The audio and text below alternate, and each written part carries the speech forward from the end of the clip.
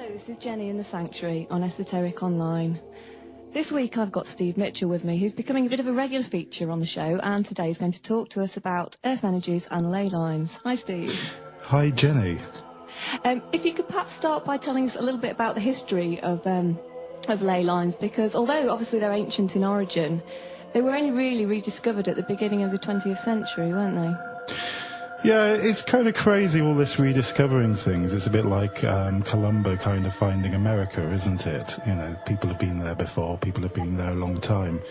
I think the issue with all this kind of esoteric, if you like, or occult as it's labelled, which just means hidden, knowledge is that it is literally hidden. People kind of either hide it or it gets hidden for a number of reasons, whether it's religious, whether it's spiritual, whether it's persecution. So the knowledge of ley lines has been there since ever, forever. The dawn Absolutely, of time. the dawn of time, and I'll explain why in a minute.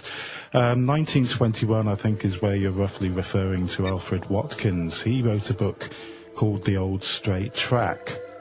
The trick with Alfred Watkins was he used to work for his dad, and he used to kind of go out on deliveries and stuff. And allegedly, I mean, there's various different stories told. He was sitting up on top of a hill and kind of had a revelation, or he was looking at a map and had a kind of thought and so forth. Alfred says kind of in his own words that it came as a kind of inspiration, if you like, that he noticed that certain important landmarks seemed to be in a straight line, hence the old straight track. Now, when you're talking about landmarks, you're talking about prehistoric sites, aren't you? Absolutely, and kind of not as well, because then there's another key in. Prehistoric sites in terms of stone circles, burial mounds, cairns and so forth.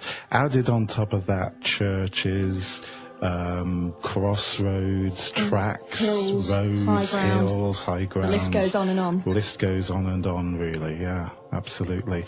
It all really ties into this kind of weird word, ley and ley. Do you know what ley means? Well, in my extensive research that I carried out, it's something to do with a bit of cleared land, isn't it, in a straight line? A bit of cleared land, yeah, that's one of the keys. It also ties in etymologically to the word bright or light or bonfire, bell, ley. Right, so it's got the fire connections as loads well. of hidden things. And that's kind of one of the keys that a lot of people started off with, I suppose. I think you've kind of come across the own fortune, haven't you? That's right, yeah. In the Goatfoot God, I think she was one of the first to put forward the more mystical side of the ley line, and the fact that there could be a power or an energy attached to it.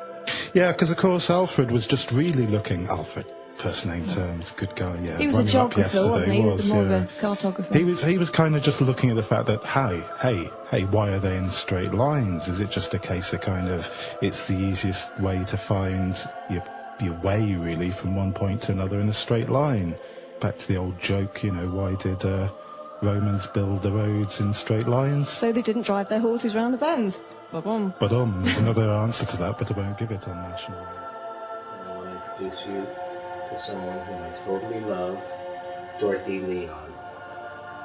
Dorothy Leon has led a very special life, and I'd love to have her tell you about it. One of the spectacular things that she's done that's inspired me so much is that she developed the wheel with 19 spokes map, the map I also call Earth Star Western North America. So can you tell us, Dorothy, something about how you came to discover this pattern of points around the Grand Tetons? Yes, I started out by flying in my husband's little light plane, and as we were flying around, I would suddenly see a mountaintop with kind of an energy coming out. I've always seen energy all my life, auras and all different types of energy. And so it didn't surprise me. I saw this energy at the top of the mountains. I eventually called it mountain fountains. And then I would notice that this energy seemed to be going in the direction of another mountain peak in the distance. And this kind of surprised me. So when I would get home from these rides, I would check on his aeronautical maps and start marking the ones that I had seen the lights and the energy coming out of.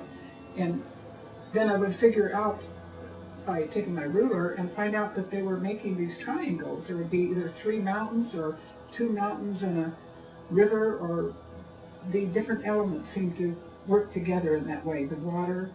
And so I started that way, and then as it expanded, it got more and more into different geometric patterns that I would see.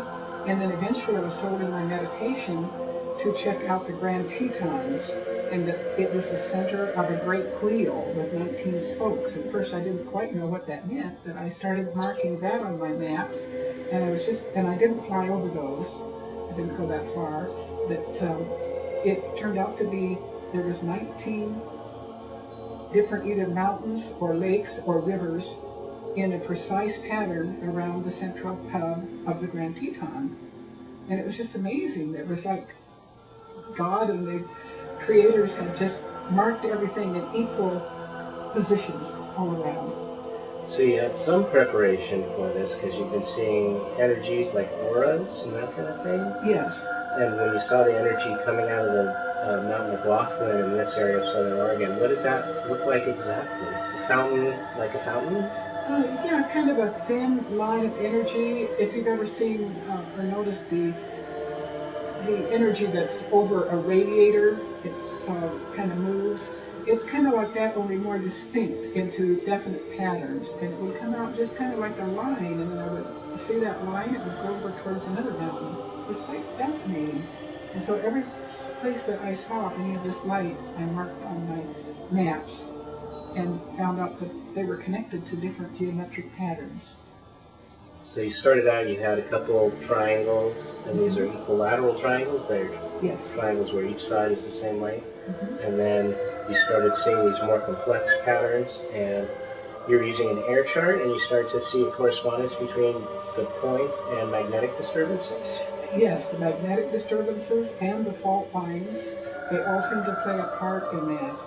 And not only at the was there a triangle, like say a lake and 2 mountains making a triangle, but at the point beyond the triangle there would be a magnetic disturbance just in a straight line beyond that. So I marked all the magnetic disturbances also. This is all mentioned in what is known as an energy grid or grids. These are force lines of energy. Some people call them ley lines, some people call them dragon lines in China, meridians, whatever. Where these lines of force cross, you create a vortex. Where many of these lines cross, you create a colossal vortex.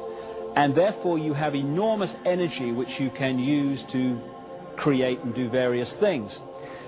This guy was an Englishman in a place called Herefordshire, and one day he was on his horse at the top of a hillside, and he suddenly looked down into the valley and saw these lines in a sort of psychic way all over the place, straight lines, and they connected the sacred wells, the sacred places of worship, the points where the churches were built, the hillsides, etc.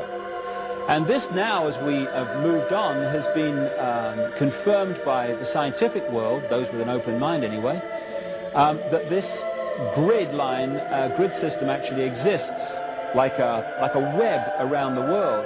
Now, where these ley lines cross in their most powerful way, where most of them cross, just happens to correspond with where the ancients had their most sacred ceremonies and their most sacred places.